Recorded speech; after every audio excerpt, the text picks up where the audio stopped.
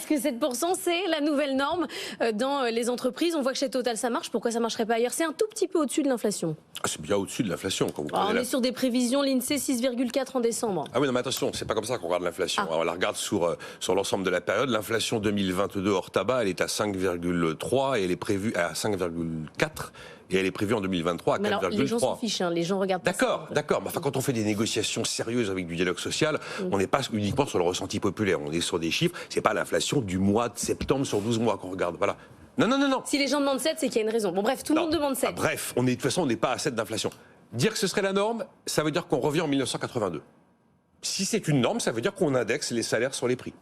Voilà. Pourquoi est-ce qu'on fait ça en 1983? L'inflation est à 2 chiffres. On se rend compte que la boucle prix-salaire est engagée. Et que si on continue à avoir cette indexation des salaires sur les prix, l'inflation n'a plus de limite. Et elle va aller jusqu'à des sommets absolus. Si on fait de 6 à 7% la norme, qu'est-ce que ça veut dire quoi? Ça veut dire que je grave dans le marbre des hausses de salaire de 6 à 7%, qui sont évidemment absolument pas ajustables en cas de retournement de conjoncture.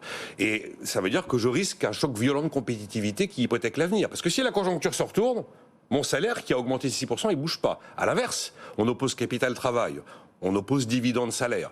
Les très mauvaises années, des entreprises ne versent pas de dividendes, ou versent beaucoup moins de dividendes. Mais ces mêmes très mauvaises années, les entreprises versent les salaires qui ont été négociés et qui sont prévus, même si l'activité n'est pas bonne.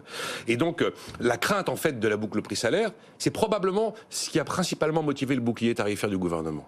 Le bouclier tarifaire, il coûte très cher, mais il nous a permis de contenir l'inflation en dessous des 6%. Si on avait laissé partir l'histoire, on serait allé beaucoup plus haut. Et cette fois-ci, la hausse de SMIC de 8% sur un an, elle n'aurait pas été de 8% sur un an, elle serait de 10, de 11, de 12, peut-être de 13. Le SMIC augmente plus que l'inflation, car c'est la partie, c'est l'inflation des 20% les plus pauvres qui sert de base de calcul et pas l'inflation totale. Et donc en fait l'objectif de ce bouclier tarifaire a été d'éviter la boucle prix-salaire. La boucle prix-salaire, c'est à ce moment-là, c'est un choc de compétitivité. Et une compétitivité, ça peut déraper très vite. 1995, la France est devant l'Allemagne sur le commerce extérieur, devant l'Allemagne sur le PIB par habitant. Aujourd'hui, les Allemands sont 20% plus riches que nous. Ils ont 2 fois moins de chômage que nous, 2 fois moins de dettes que nous. En 1995, le gouvernement recule face à la rue. À ce moment-là, le rocardisme vole en éclats. 3 ans après, on vote les 35 heures. Et la France décide, sans vraiment se poser la question, qu'elle va consommer plus et produire moins. Et bien, 30 ans après, le rattrapage n'est pas effectué. Donc des entreprises qui peuvent très bien monter les salaires sans normes, mais monter les salaires. Après, vous avez celles qui ne le peuvent pas. Ah, j'ai mes PGE à rembourser. J'ai des hausses de frais financiers parce que les taux augmentent. Et puis j'ai même un effet ciseau. Tiens, j'étais armateur, je faisais du fret, ou encore je produisais des métaux. Et ces deux marchés sont totalement en train de se retourner, avec des baisses de prix absolument astronomiques. J'ai regardé, le conteneur de 40 pieds était à 10 370 $ en septembre 2021. Il est à 3 480 aujourd'hui. L'indice des métaux industriels est passé de 629 en mars à 411.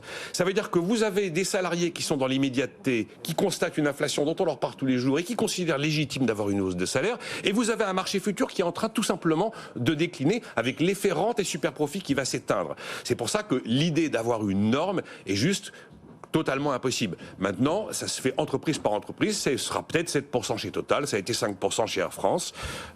Après, les entreprises qui ne le peuvent pas vont préférer accorder des bonus ou encore des primes de partage de la valeur ajoutée.